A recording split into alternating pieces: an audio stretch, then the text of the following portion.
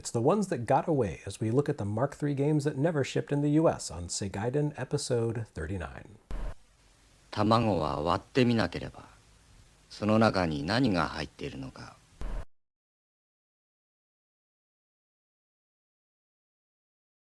In case you had any doubts that Sega conceived the Great Sports line for Master System and Mark III as the successor to the SG-1000's Champion line, well, let Great Soccer for Mark III put any of those doubts to rest. They might as well have just called this one Champion Soccer 2. Everything about Great Soccer harkens back to the older console's sole rendition of the sport. You have the same vertical scrolling up and down the field, the same division of teams into simple red and blue, with no option for selecting a franchise or nationality, and the same general sensation that you could find better versions of this sport on other consoles. Actually, that last detail is a new feature for Great Soccer. Champion Soccer may have been pretty rough, but on Japanese consoles it shipped in November 1984, and therefore predated every other contemporary take on the sport. Epoch would ship Super Soccer for Super Cassette Vision in March of the following year, followed quickly by Nintendo's Soccer for Famicom in April of 1985. Unfortunately, Great Soccer appeared in October of 1985 for Japan, putting it on the wrong side of history, or at least on the wrong side of excellent competing title releases. Although Great Soccer certainly looks nicer than Champion Soccer, with smooth, vertical scrolling and detailed characters that move quickly around the field rather than in rigid increments, it doesn't actually play better. Even though the on-field players can move on a per-pixel basis here, rather than clicking into place on an invisible grid, Great Soccer still feels like it adheres to that same underlying structure. This comes into play with the fielding commands, which suffer from a frustrating element of lag. The controller's 2 buttons allow you to kick the ball, tap buttons 2 to pass and 1 to shoot, but most of the time the game simply doesn't respond to your commands. The lack of responsiveness doesn't seem to have any actual relationship to your fielder's relative position to the ball, which is to say that your ability to interact with the ball doesn't correspond to whether or not your active player's foot happens to be in contact with it at the moment you tap the button.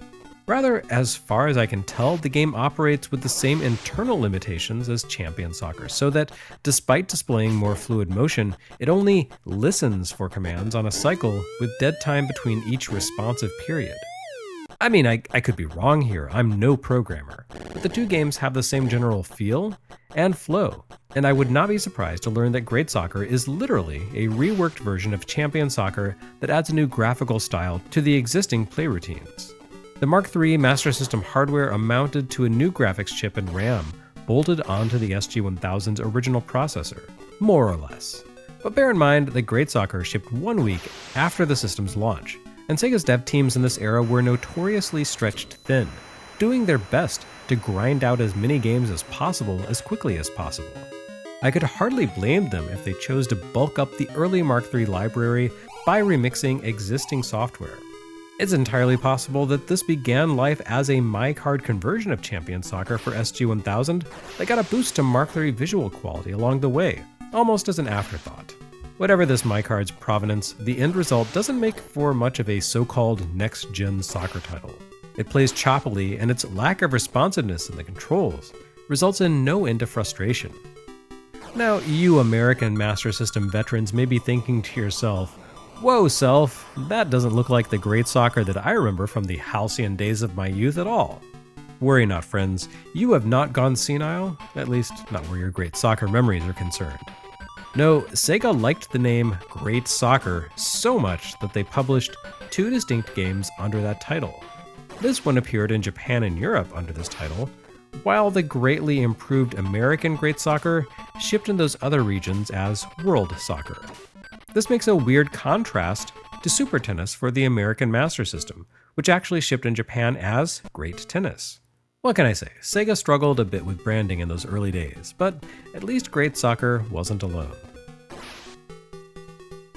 Also appearing on Mark III in 1985, Sega gave the early adopters Great Golf, but not the Great Golf that American and European kids remember.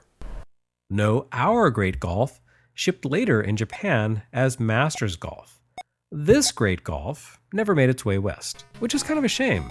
It is by far my favorite entry in the Great Sports line to date. Unlike the Great Golf, the Anglophones in the audience likely remember on Master System, this one stands out by breaking away from the standard presentation format established by the likes of Nintendo and HAL's Golf and Sakuda Original's OKAMOTO AYAKO no Match Play Golf. Rather than giving you an in-close view of your golfer inset within a sidebar running alongside a bird's eye view of the current hole, this Great Golf gives you the bird's eye view as the sidebar inset along the primary focus, an isometric close-up of your current position on the green. It's a pretty neat style that you don't see in a lot of golf games, outside of, say, Kirby's Dream Course. It feels a lot more advanced than Sega's previous golf title, the inevitable Champion Golf for SG-1000, but it still stands apart from the industry standard. I'm pretty sure that T&E Soft and HAL never made golf sims like this. Well, except for Kirby's Dream Course. But Great Golf plays it straight, offering a very literal and by-the-books take on the sport with no power-ups and no weird gimmicks. In terms of the player experience, Great Golf largely follows standard golf sim mechanics. For each swing, you select a club, the facing of your swing, where on the ball you want to connect, and finally, the force with which you want to strike. Unlike a lot of golf sims, which turn every action into a minigame, Great Golf makes its swing mechanics simple and friendly. You don't have to tap a button at just the right time to connect with the ball's sweet spot, and the swing meter rises slowly enough that you can easily hit it at just the right point. The core challenge here really comes from the in-close isometric perspective itself, as it prevents you from taking in the entirety of the current hole at once and adds a moderate element of guesswork to the proceedings. If Great Golf includes some sort of option to take in an overview of the full course, I don't know how to access it. Remember that the Mark III console didn't include the built-in pause button found on the Master System, so you only have a select command and a cancel command to work with here, and neither seems to let you scan the entire course. I would call this Great Golf's one major point of weakness. Determining the power you need to use for your next stroke involves a little bit of math and a lot of comparing the current slice of the course overview against the tiny minimap inset. In addition to the usual indicator and stats you find in practically every golf sim, such as the current wind direction or slope of the putting green, Great Golf also provides you with two details about distance: the overall length of the course and the range of your current club selection. The game does not explicitly tell you how far your ball currently lies from the hole, which means you need to figure it out yourself. That is to say, you need to guess based on the ball's relative location to the tee and hole versus the overall course length. You also need to calculate just how much distance the current enclosed view in the main window spans. Once you do that though, Great Golf makes your club selection for the current situation fairly intuitive by listing how much distance you can expect from a full power swing with a given club. It's a nice little addition that you rarely see in golf games, and it takes a lot of the guesswork out of the process. Of course, even after you've figured out your approach and put away the slide rule, you still need to deal with the game's unconventional isometric perspective. More than simply a stylistic choice, the point of view factors into the gameplay quite a bit, taking cues from Zaxxon and the actual Congo Bongo, which is to say not the terrible SG-1000 port. Great Golf treats elevation as a critical gameplay factor. You absolutely need to bear in mind the height and slope of course elements, such as the short cliff face on one of the holes, which will make a mess of a shot if you don't give it enough height. Your ability to select where on the ball you want to strike with your club comes into play here. The lower on the ball you connect, the higher its arc as it soars through the air. The ball's arc obviously affects how far it travels. The higher you send it, the less distance it goes.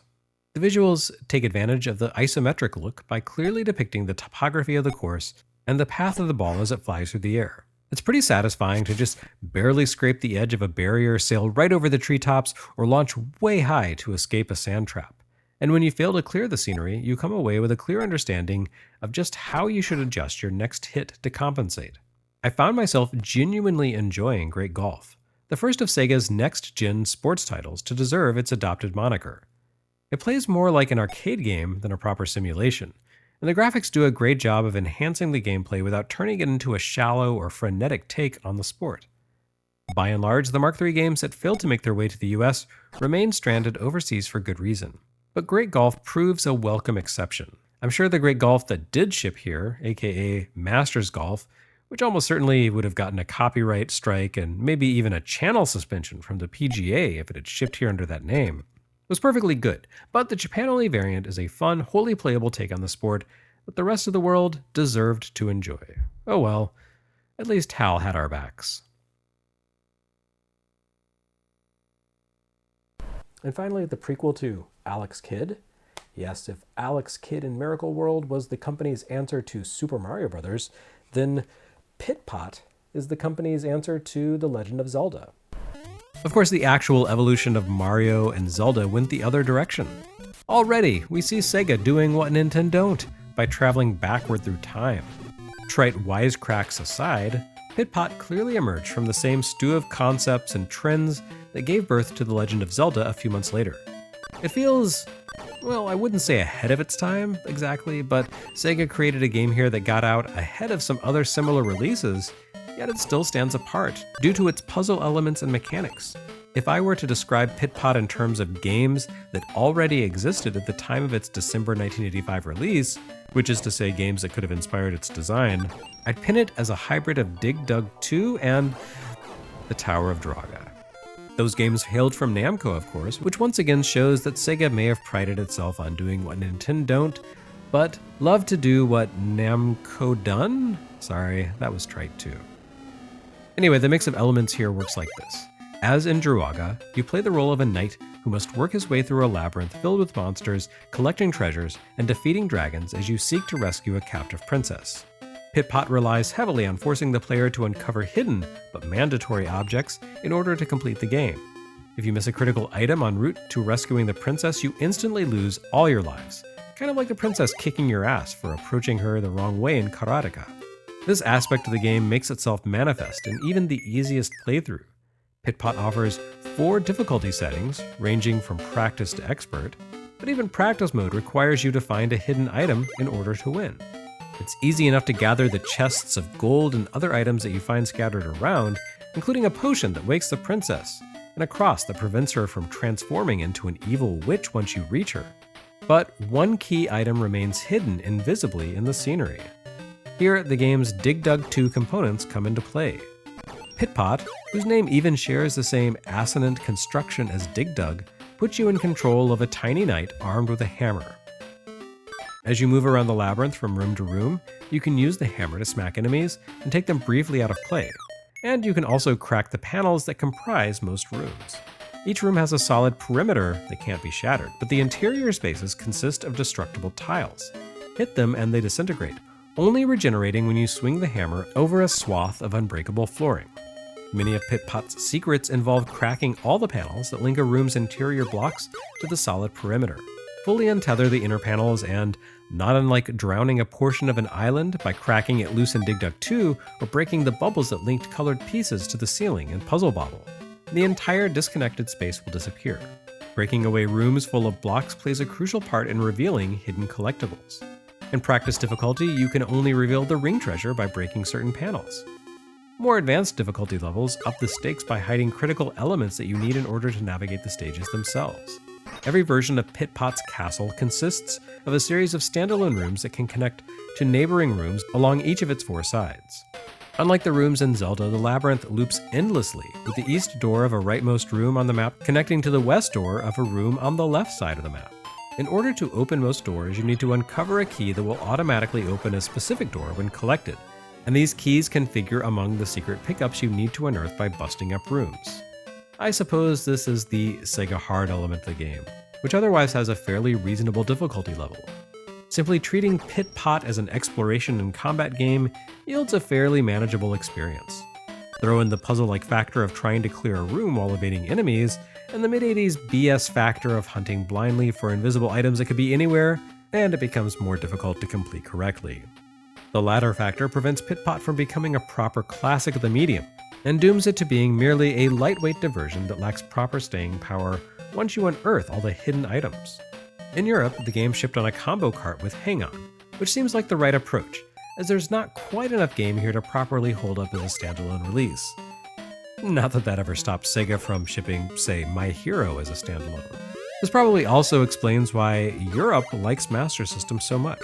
There's far more substance to Pit Pot than in our combo launch title, Safari Hunt. Of course, budget-friendly combo releases rarely show up in Japan, where Pit Pot shipped as a My Card, which included a level editor missing in the European release, only to be shown up a few months later by the spiritually similar, but vastly more substantial title on SG-1000, the castle. Sega never really followed up on the concepts in Pit Pot, evidently seeing it as something of a failed experiment.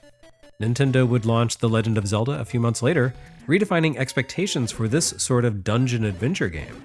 And future top-down adventures on Master System would actually strike out in Zelda's direction. Think Golvelius and Golden Axe Warrior. However, Pit Pot ultimately did have one critical link to the greater Sega legacy. Protagonist Eagle would be shown up a year later by his little brother, a guy named Alex Kidd. It turns out the brother Alex is supposed to rescue in Miracle World is in fact this guy. And the princess at the end of that game is Laura, the same lady who ends your life if you don't bring her enough treasure in Pit Pot. This ultimately has no bearing on, well, anything. It's just a fun little bit of trivia about designer Kotaro Hayashida's attempts to create a shared universe for his work.